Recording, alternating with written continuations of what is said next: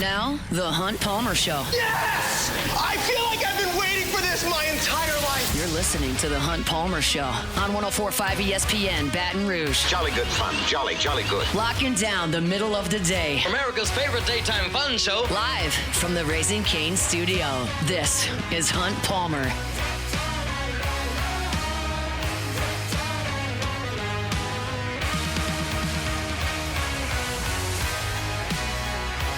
Hour 2, Tuesday edition, Hunt Palmer Show, brought to you by Immense Networks Cloud IT Management. You can find them online at immense.net, immense.net. We'll talk to Sharief Ishaq coming up in 30 minutes about the Saints draft and what's next for the black and gold. Looking forward to that conversation.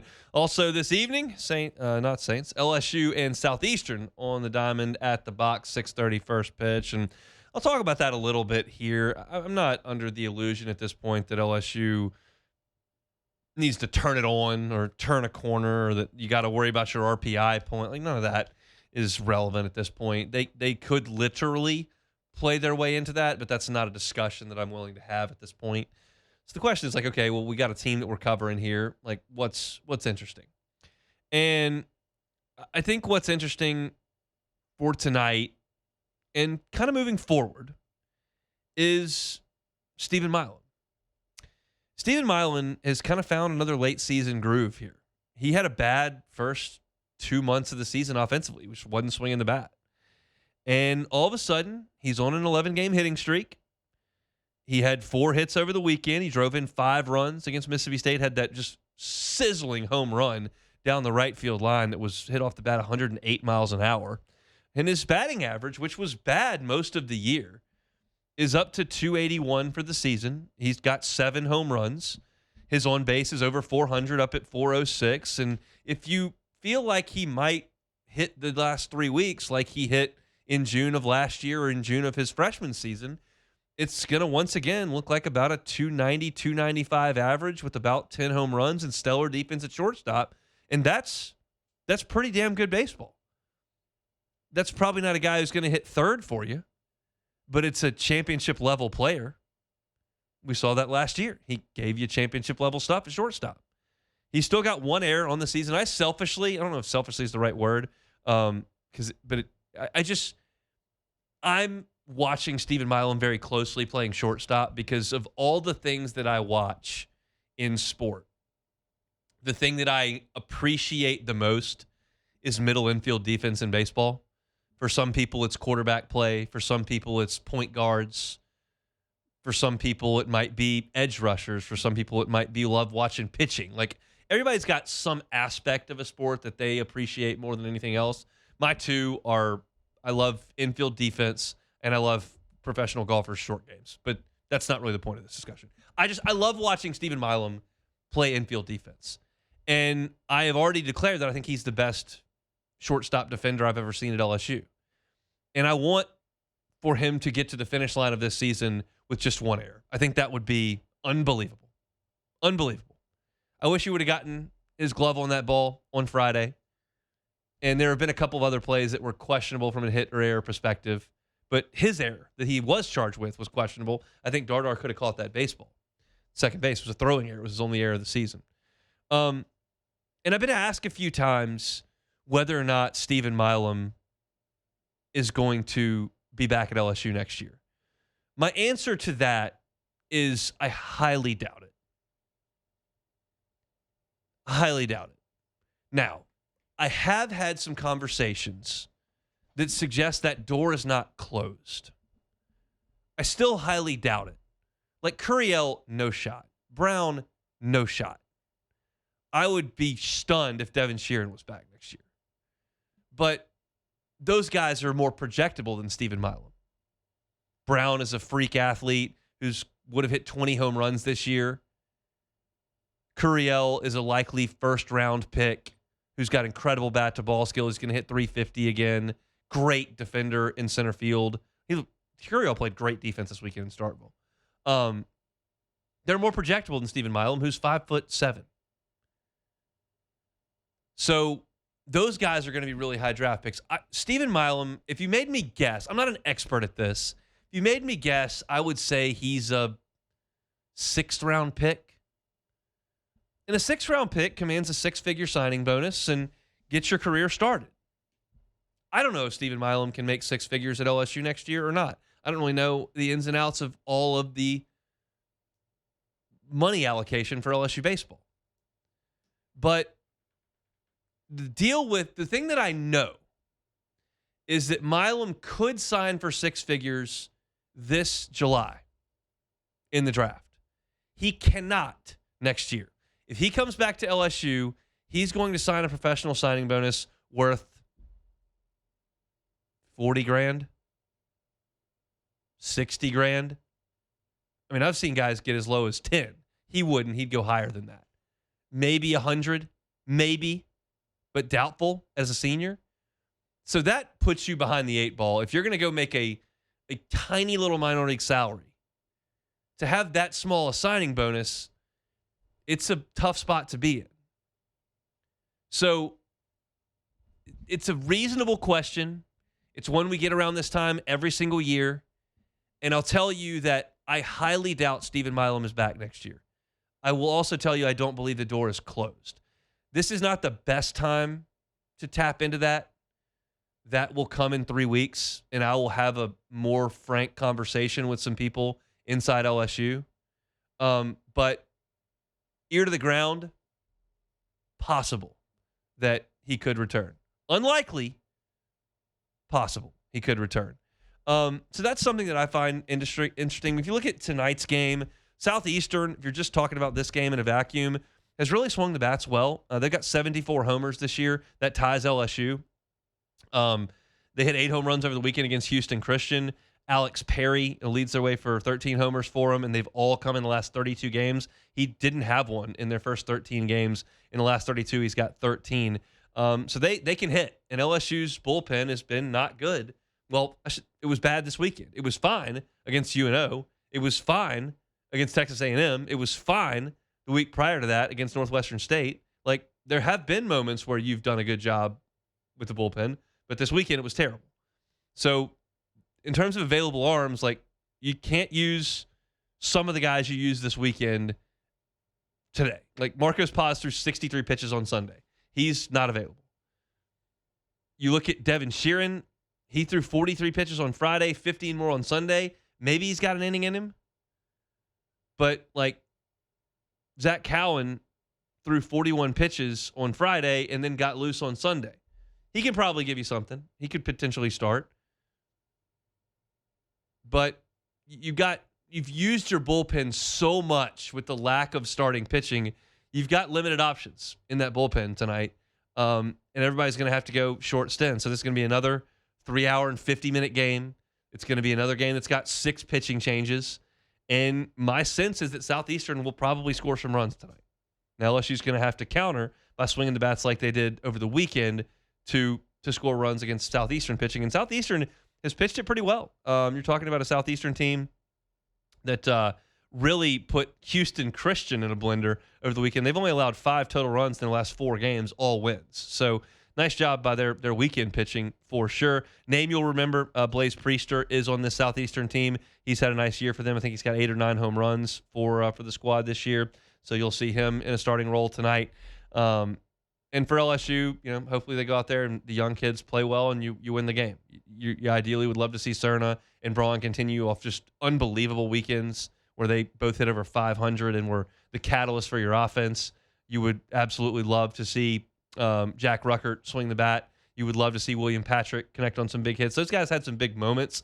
Ruckert had a nice single on Friday into right field. Obviously, Patrick with a huge moment on Friday to drive in the go-ahead run in the 9th inning before LSU surrendered that lead in the 9th. But you get those guys out there. Like to see your catching defense, which is 2 guys you're going to count on next year, be better than it's been and do a good job with that. You keep an eye on the future with the game tonight. I've been taken aback by Jay Johnson's quotes and talking about this being the first time in his career where he said we're going to play the freshman.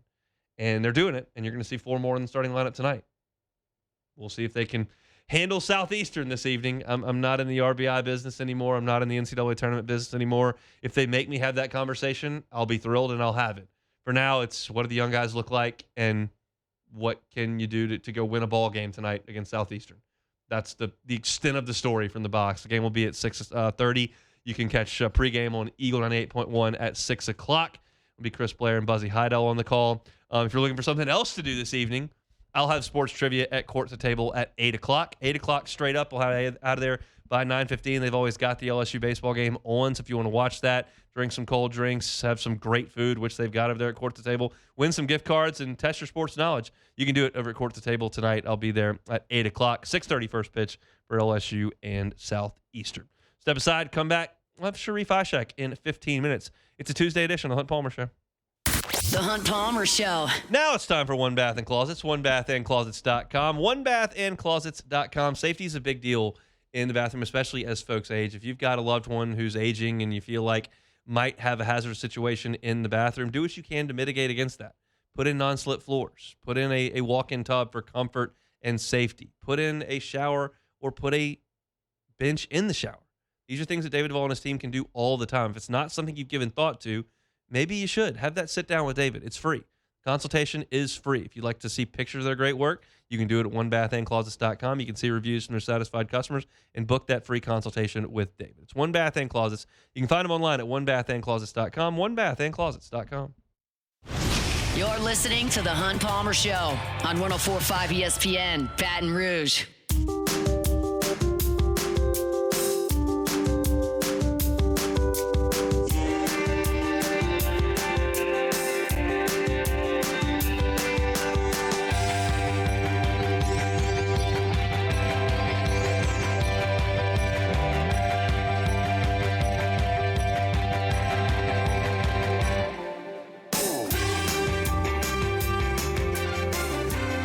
Baseball season in full swing. I was out at the youth ballpark last night for the Bombers T-ball game. Not a lot of Bombers working on their game day to day. I'll tell you that. They're 4, so they don't do a lot of that. But if you've got a youth baseball or softball player in your house, a little bit older than 4, that's all about it and wants to work on his or her game, awesome time to become a member at Marucci. You do that, you get key card access. The cages are open 24 hours a day. So if you want to get some swings in before school, done. Get some swings in after school, done. Get some swings in after dinner, done. Over at Marucci. Become a member and get access to those cages 24 hours a day, 7 days a week. Always invite you to go take a tour of Marucci as well. You can learn about how Baton Rouge operation became the official bat of Major League Baseball. Go to maruccisports.com/campus-tour. Go take a tour. They take the whole youth team to go see where the official bat of Major League Baseball is made. Every single ticket to the campus tour comes with a 20% discount in the campus tour store as well as the hitter's house. It's all there at Marucci. Find them online at maruccisports.com. All right, this is one of those instances where something has happened during the show, middle of the break, and I don't have a lot of research on this. I just have the news and my immediate reaction. So that's what you're getting here with a new signing by the New Orleans Saints. It's being reported by Ian Rappaport of NFL Network. Ross Jackson corroborating it at LouisianaSports.net. New Orleans is in terms reaching an agreement with Martin Emerson Jr., former Cleveland Browns cornerback, who will join the Saints for 2026. Emerson was a third-round selection in 2022 of the Browns, and he became one of the best young corners in the National Football League. He played 2,000 snaps at outside corner for the Browns, according to Ross, and was really coming on, and then had a really injury-plagued season last year. He started in 2023, started in 2024, in 2025, had 2 injuries. One of them was an Achilles that cost him the remainder of the season. The word is, and again, I'm just reading this online, I didn't really pay any attention to what Martin Emerson was doing as of yesterday. But the word is that the Achilles injury is coming along quite nicely. For the purposes of this conversation, I'm going to work off the hypothetical that Emerson is healthy and looks like he did in 2023, 2024. If he's not, well, it's a moot point. He can't really help. On to the next. If he is, what does this mean for New Orleans? Well, he likely becomes an outside corner, which likely bumps Kool-Aid or Quincy inside or allows someone else to man that star nickel slot corner spot. When healthy, Emerson is an outside corner and potentially a really good one. And this is a spot the Saints absolutely had to add depth to. It's why when I put together my wish list for my top 5 wish list for the Saints first round selection, I put Mansour Lane at number 2 because I just did not feel comfortable entering the season with Kool-Aid and Quincy Riley being the dudes. Being some of the dudes, okay. The dudes, And you're betting here on Martin Emerson Jr. returning from an injury-plagued season and returning to form. And that's a bold thing, especially when you're dealing with something as significant as an Achilles injury. That can be devastating, especially if you're talking about a position that's constantly backpedaling and changing directions and putting a lot of strain on that Achilles. If he's not confident in that, or if he's not healthy and he's not as functional as he once was, well, you've got a significant problem. He's 6'1", 200 pounds. That's good size for a corner. He's got 4 career interceptions, 34 passes defended, and PFF actually said that 20 of those 34 were pass breakups, which means he was involved at the catch point in knocking the ball away. Just a 55% completion percentage against, which is very, very good, and an 83.8 passer rating as the nearest defender, according to Pro Football Focus. So that's some really, really quality stuff. I think this is a good move if he's healthy, and there's just no way for me to sit in this chair 5 minutes after I read this online and have a reasonable expectation for just how healthy Martin Emerson is. I don't know. I think we'll get a look at that during the summer months, and you'll certainly know quickly in training camp how healthy he is. That is the beauty. As we kind of cover, in August, we're covering the Saints really closely and LSU really closely. When we cover LSU, a lot of things are done behind closed doors.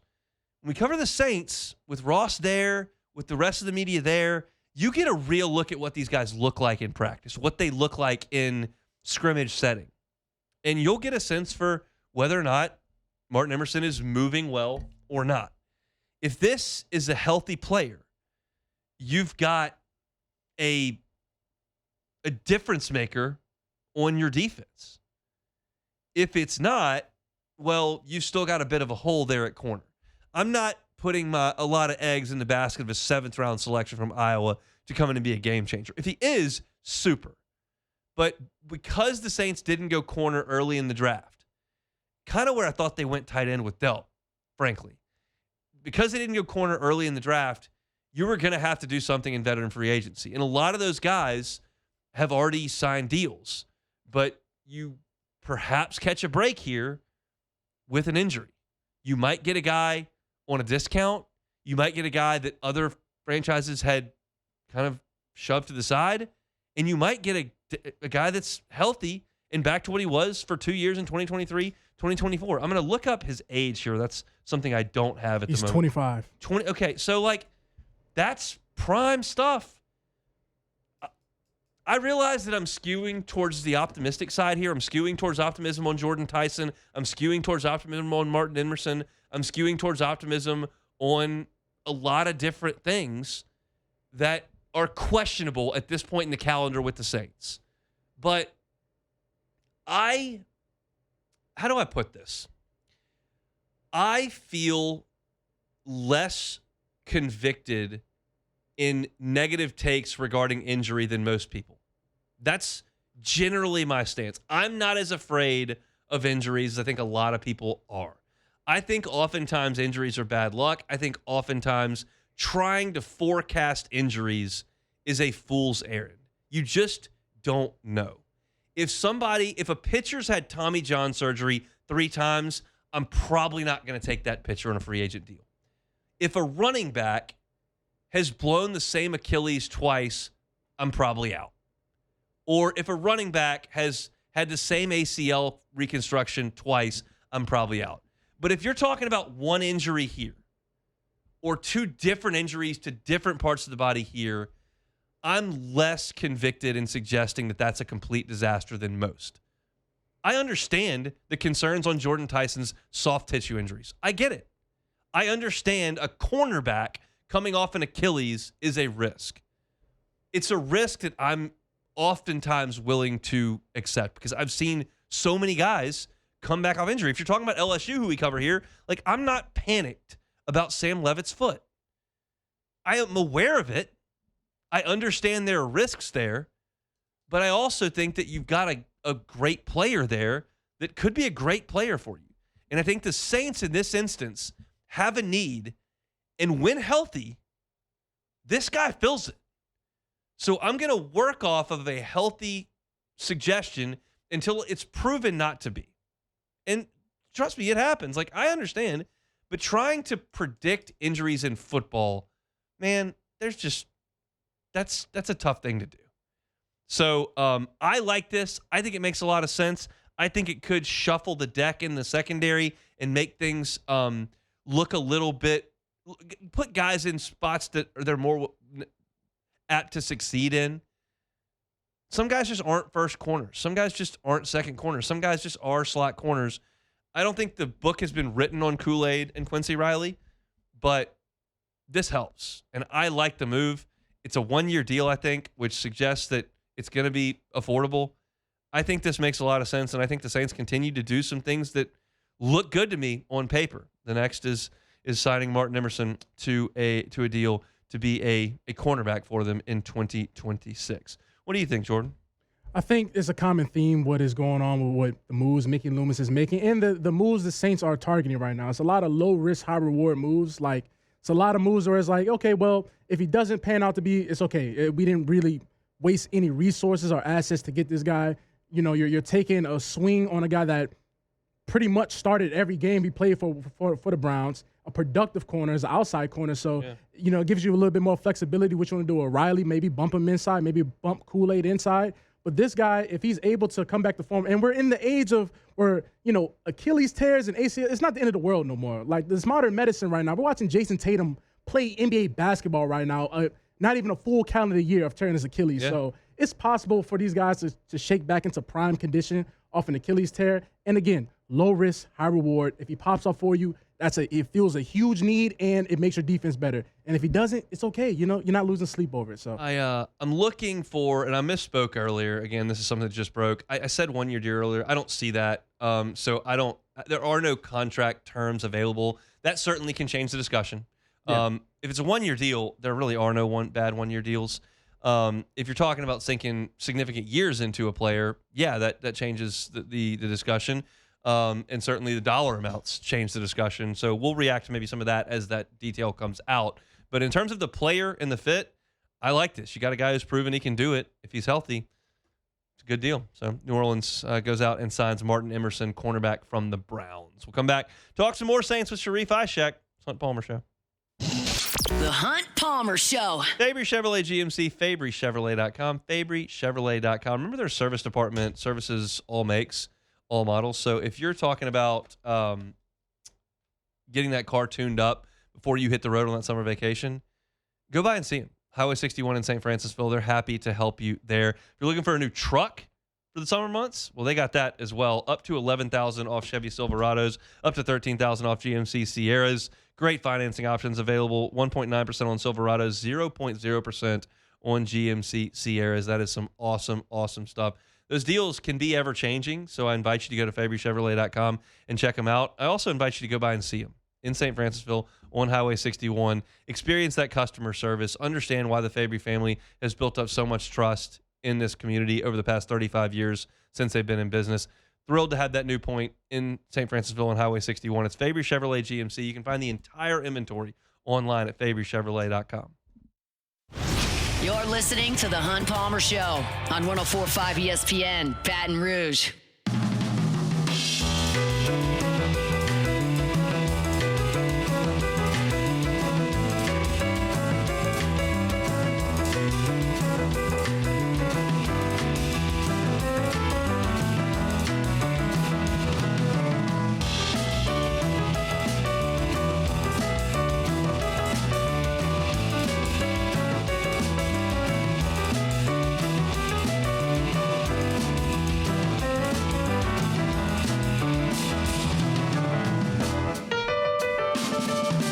Tuesday show is brought to you by Immense Networks. Immense Networks, find them online, immense.net, cloud IT management. Sharief Ishaq covers the Saints down there in New Orleans for WDSU. He's with us on Tuesday. Sharief, how we doing? I'm doing well. I feel fast, very fast, track speed fast after this past weekend. So, great. I don't even know what that means. Why do you feel fast? Because that's all they drafted. The track speed players. All right. They did draft some fast players. Let's talk about what the Saints did in the NFL draft. They drafted a playmaker at number 8. Jordan Tyson was the pick. How'd you feel about it? I'm okay with it. I wasn't really expecting them to do it. I thought it was truly a smokescreen. I thought that the guy they wanted was probably the guy the Chiefs came up to get, and they fleeced him once again like they did for Patrick Mahomes. I thought the Saints did a good job, not really even really talking much about Delane, but that happened anyway. There's nothing wrong with Jordan Tyson. I mean, if he can clear up the hamstring issues, he's a good playmaker. It's too high. I mean, I don't know. Is Cardell Tate going number 4 too high? I mean, it's, the beauty is in the eye of the beholder. So, and the Saints said, hey, look, we're going to fix this offense during the offseason. So they got him. They drafted a tight end. They drafted 2 other receivers. I mean, if you're a Saints fan, you can't complain about what they did in the draft in the offseason. If you were complaining about the offense needing and more weapons and Tyler Shuck needing more weapons, they went out there and got exactly what, the fans were kicking and screaming for. Yeah, I mean, you look at the 2 wide receivers they ended up selecting. One, obviously, Barrion Brown from here at LSU, and then you look at tight end at Delt. Like, how do you feel this pass-catching core now, I guess, to use that term, looks for Shuck? I think it looks pretty good and dynamic. I mean, you add in there Bryce Lance, who we joked about last week when you brought up Trey Lance, his brother, late in the draft, and they actually did it in the 4th round. He's a fast guy. 27 touchdowns the last 2 seasons. He had the school record with 17 touchdowns a year. They won it in 2024 at North Dakota State. That's another good weapon. I like him. He's a big receiver who can run fast. Then you throw Delp in there who can block and who can get open for you. The Georgia Bulldogs are an NFL factory. And Barrion Brown is going to be a special teams player. They're looking for that next Rashid Shaheed and somebody who can run a fly route. He can do both. He can kick off return. You've seen it, Hunt. You saw it all last year. The kickoff returns, the punt returns likely, and getting him out there to run some routes. And he's a decent route runner. So you give Tyler, 3 receivers and a tight end, and they're in good shape now. You can't say, well, this team is running Sharief and Hunt out there on week 15 and 16 and 17. They've got enough receivers. Unfortunately, you can't keep everyone on your roster, so 6 receivers are going to make this squad. And I would say that the guys who got drafted are going to be on that roster and serving in different ways. So I think that what they did was exactly what I thought they should do, address the offense, and they did it multiple times. Address the defense in the 2nd round. You get Christian out of Georgia for the defensive interior. Your thoughts on going with that position and where he fits in now? I think they needed somebody who's a reliable run stopper, but for me, I thought that that's where they missed that slot corner. Yeah. That's where I thought that they would go get a slot corner and address that. And I know that they signed Martin Emerson today. Yes. But I still thought that was a way for them to address it in the draft was at pick 42 or even moving up at 73, but they didn't. So I think, look, there's nothing wrong with Christian Miller. I mean, he's a big dude. He's like 6'5", 310, 315. They need a reliable run stopper. They were almost dead last in the NFL in run defense, and they weren't getting it done at defensive tackle with their big run stopper. So, yes, I understand it. But I also look at it of, man, they could have gotten an edge rusher. They could have gotten that slot corner there. And it's nothing against Christian Miller at all. I just think that they could have gone in another direction. But I like him. I think he's going to be able to fill that the middle of that defense up in terms of helping that run defense, because it was, frankly, it stunk last year. It wasn't great.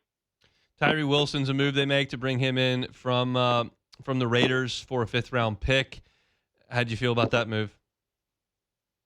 It's a 1-year rental. I mean, Mickey Loomis said it. It's a 1-year rental, former 1st-round pick. Never really, materialized with the Raiders. I mean, I know they had a million different coaching changes while he was there, but the defense coach pretty much stayed there the whole time he was there. Maybe they can breathe some new life into him. Maybe they think of him as a reclamation project. Like the way they picked up Chase young and thinking, hey, we can breathe some new life in him, and maybe he can develop here in Brandon Staley's system. That's the one thing Mickey said. They had Brandon in mind when they traded for him because that's the type of player that Brandon Staley likes coming off the edge. You get it for a cheap price. They're not going to pick up his fifth-year option. It's a fifth-round pick. I mean, it's not like they traded anything for next year's fifth. It was this year's fifth. So it's fine. It's fine to me. And I'm sure many people are going to ask, what about Cam Jordan? I mean, Mickey said it doesn't affect anything with Cam Jordan, so maybe they can still sign him as well. So they need to get as many good productive bodies on the edge, just like they need to get productive bodies when it comes to slot corner and cornerback. Do you believe Mickey when he says that this has nothing to do with Cam Jordan? Since his position, I would tend to disagree with that. Well, I didn't. I was hesitant whenever he had his Wednesday press conference about, not moving up. We're not one player away. And he's right. They made all their picks. I mean, they got 8 players. I know they didn't make the 5th round picks. They still got 8 players. I still don't think it affects Cam. I think if Cam wants to come back, I think they have a contract for him, waiting for him to come back. But it's not going to be a big contract that he's expecting. So he's going to have to weigh his options. If he does have 3 offers out there, which offer is the best for him? What's the biggest question mark you have on this team right now that we've seen them go out in the draft and then get Wilson, get Emerson? Yeah, also ended. I completely forgot the Anthony Jennings signing as well. So that's 3 players there. 2 of them are defensive linemen. To me, it's still slot corner. Okay. I want to see what they do at slot and if they can address it, whether in a trade, whether if they wait for some team to cut a player. They need a reliable slot. And look, Martin Emerson, I mean, he's okay. I mean, he's coming off an Achilles injury. Best year was a couple years ago, and he had 4 interceptions. I'm just still waiting. I'm still waiting. They need that. They need a reliable slot corner hunt. I think that's going to be the focus here moving forward. And another thing would be Alvin Kamara and Cam Jordan. Yeah. What will happen with those 2 guys? I feel as though I'm not sensing a lot of confidence in you after the draft. This should be a very optimistic time in New Orleans, is it not? Well, no, I just bragged about how I love the offense. The offense is going to be good. Yeah, I mean, we've been kicking and screaming, hey, take care of the offense, take care of the offense. I'm good there. It can't all be perfect, hon. I can't be, rejoicing and saying it was the perfect draft. I'm trying to be unbiased here and just say, look, they needed a slot corner. And they missed on the slot corner. I think Mickey admitted it. They wanted to get it on day 2 and it didn't happen. So it's not all perfect with me, but I'm excited for Ishaq in the offense. They get him an offensive line, a tight end, and 3 receivers on top of what they did during the free agency with David Edwards and Travis Etienne. So I like it. I like what they've done offensively. They got so much speed on that offense now, man. It's going to put defenses in a lot of pressure situations, with Tyler being able to break that pocket and make plays on the ground and through the air when he's moving that pocket. So I'm excited about the future of the Saints offense with what they've done so far. This is just something I thought of as you were going through that. Is there more pressure on Tyler Ishaq today than there was on Thursday? I don't think so. I think this is they look at it as a year 2. They might even look at it as a year 1 full season for Tyler. And we're finally going to get him the players that he needs in order to be successful. I still think they're looking at it as a progressive step forward in this offense for him and the building for him. This is not a pressure cooker situation this year. This is let's take a step forward and go. If we can go from 6-11 to 8-9, with you having a big leap forward this year, and then the next off season, we're looking good with that cap situation. We'll get you more weapons and build this into a real playoff contender in 2027. So I don't think it's really much pressure on him. I think they're still playing with a little house money here, knowing that they didn't give up any of their assets next year in terms of the draft, and they can still help them out even more come next year. Still some names to be added to the roster, obviously, but where do you feel like this team projects in terms of a win-loss total? I won't hold you to it in September. I'm going to go on to 8 wins. I mean, that's 2 more wins than last year. I truly do think that Tyler can give them, a full good season. I think it's an 8 wins. Man, look, maybe Hunt if they can flirt with 9. and give them that shot at being in there to win the NFC South.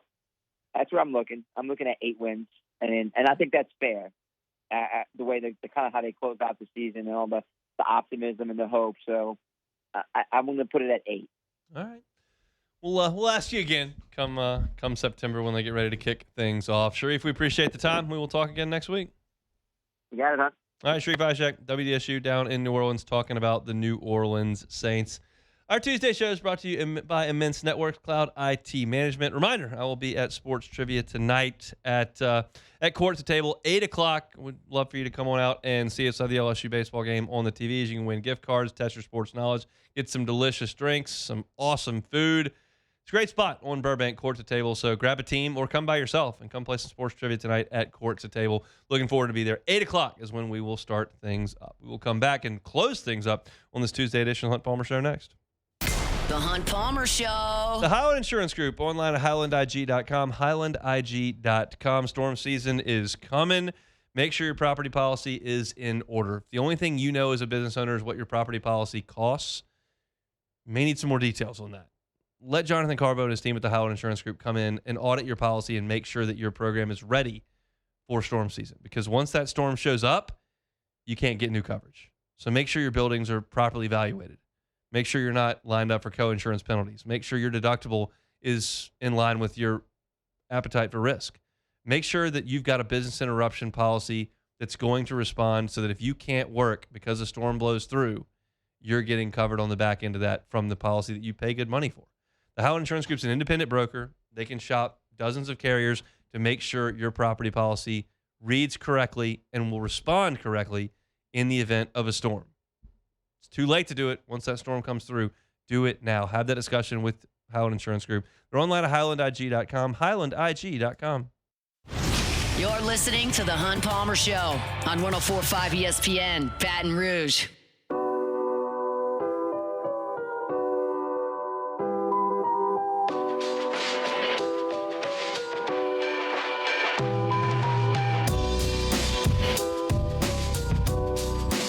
Tuesday shows brought to you by Immense Networks Cloud IT Management. They can monitor your IT system 24 hours a day, 7 days a week. A lot of times, businesses don't know things are broken. Things are going poorly.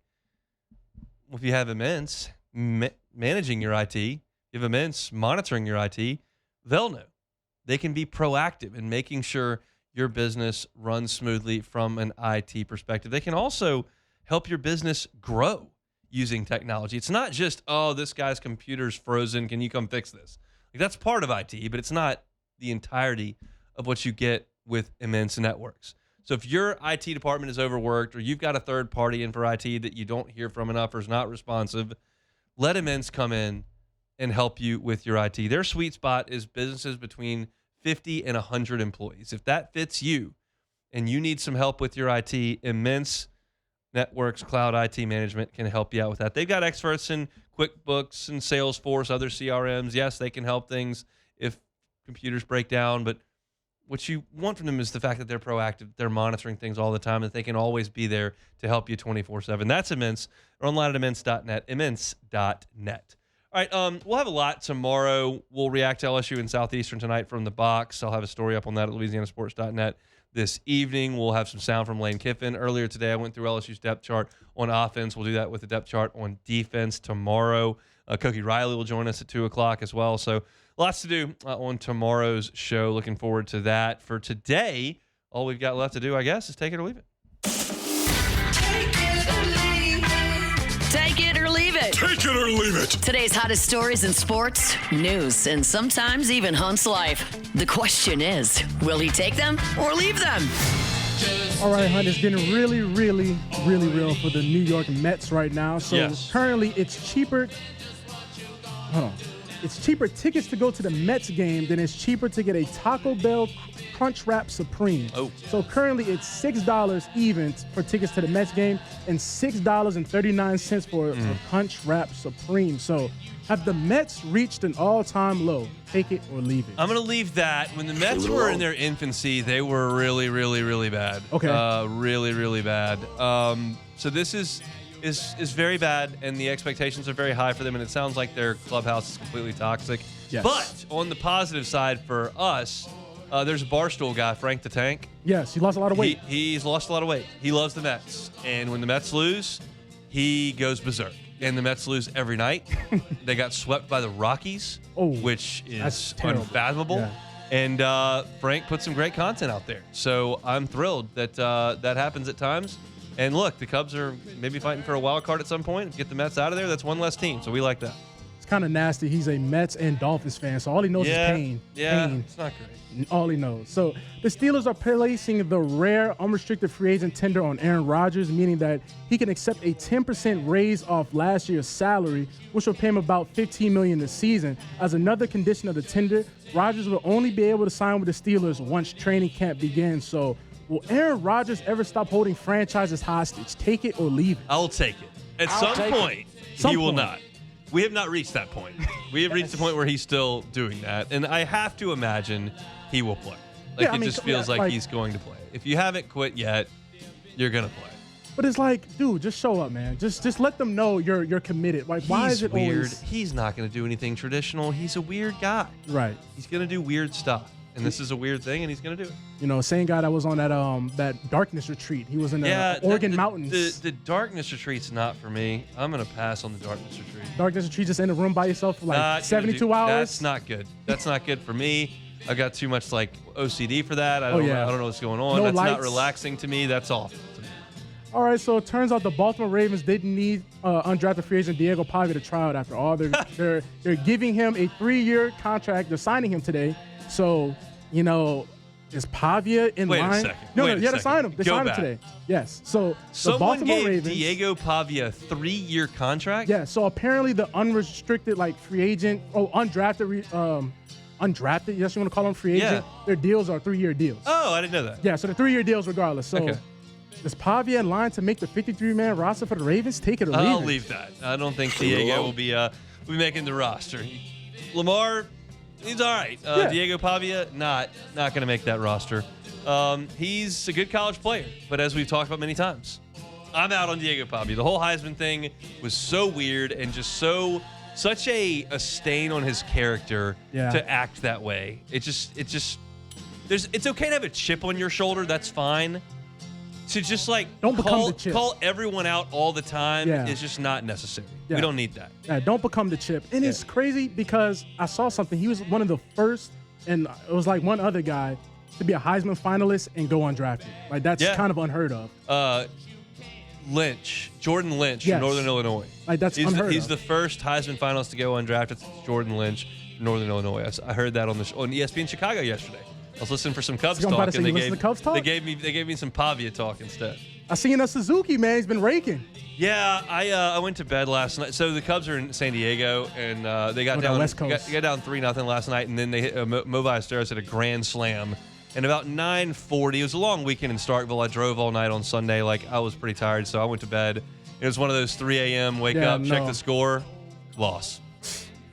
But hey, look, they won the first game in L.A., and I saw that. Y'all competed against the Dodgers. Yeah, and they won the first game. They just got to get one more. Get one win in San Diego, and I'll feel like it's a decent trip out there. Don't get swept. You just won 10 in a row previously. You're playing 2 of the best teams in the league on the road. Just get a couple. They had a chance last night, didn't get it done, but we got a chance tonight. They scored a run on Mason Miller last night. That's I haven't insane. seen how they did it, but they did. I saw that Mason Miller got interviewed, and he gave up a run to the Cubs, so I didn't think that was possible. That might be history there. But it snapped a massive scoreless inning streak. But they lost anyway. But we'll see tonight. I probably won't stay up for it, but they'll play tonight. You'll check the score. So that's it for Take It or Leave It. All right, that's it. Take it or leave it on a Tuesday. Brought to you by Immense Networks Cloud IT Management. Love to see you tonight at Court to Table if you can make it out at 8 o'clock for sports trivia. If you missed any of today's show, catch it on demand wherever you find your sound. I opened the show today talking about LSU football. I went through the depth chart on offense. If you want to check that out, I have a story up at louisianasports.net, and you can listen to all those segments at Hunt on LSU. Saints traded for Tyree Wilson back over the weekend. I gave my reaction to that on today's show. You can find my Saints content at Hunt on Saints. Glenn West here talking Tigers. We talked basketball, baseball, and football with Glenn at 1:30. I talked about Kate Anderson and Anthony Ianson at the end of hour number 1. If you haven't seen their numbers in minor league baseball this year, go check it out. There's a reason why LSU's got a big new coat of paint on that Intimidator. Those two guys are pretty good. I previewed LSU and Southeastern at 2 o'clock with a skew towards is Stephen Milam potentially going to come back next year. I gave that some thought at the top of hour number 2. Sharief Ishaq with us talking Saints at 2:30. Again, Hunt on Saints is where you can find that.